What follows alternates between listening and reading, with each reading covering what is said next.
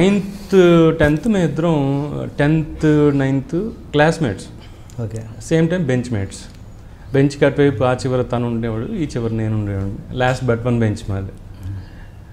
So అలాగే మొత్తం class అంతా ఫ్రెండ్సే. బట్ ఇప్పుడు మరి మా ఇద్దరం ఇండస్ట్రీలో ఉన్నాం, తను నన్ను తీసుకొచ్చాడు కాబట్టి మా ఇద్దరి గురించి మాట్లాడుతున్నారు అంతే. ఇప్పటికీ అందరం ఫ్రెండ్సే. 10th క్లాస్లో ఉన్న వాళ్ళందరూ బ్యాచ్ కంటిన్యూ. అప్పుడు ఆ టైంలో ఉన్నప్పుడు క్లాస్లో ఉన్నప్పుడు ఆ పీరియడ్లో ఆయన ఈ రేంజ్ మనిషి అవ్వబోతాడు ఇలా అలాంటి లక్షణాలు అంటే లక్షణాలు తనకి చాలా ఎక్కువ. తనకి ఫస్ట్ నుంచి సినిమా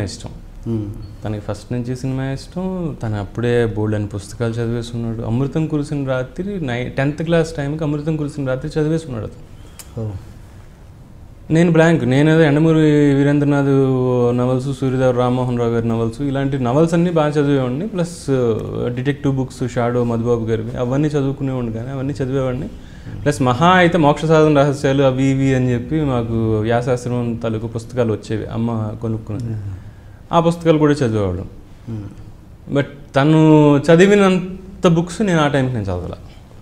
తను చదివినంత రేంజ్ నేను చదవాల. ప్లస్ నేను చదివిన పుస్తకాలు వేరు. రకరకాల నేను పుస్తకాలు చదివేవాడిని కానీ బట్ తను బాగా చదివాడు. తనకు ఉన్నది ఫస్ట్ నుంచి తనకు ఉన్నది అది. ఇప్పుడు నాకు ఉంది, నేను కథలు రాసేవాడిని, కవితలు రాసేవాడిని, బామ్మగారి కథలను రాసుకునేవాడిని, ఏవో రాసేవాడిని. నేను చిన్నప్పటి నుంచి రాసేవాడిని. బట్ అది ఎందుకంటే నాకు పెన్ను పేపర్ అంటే బాగా ఇష్టం.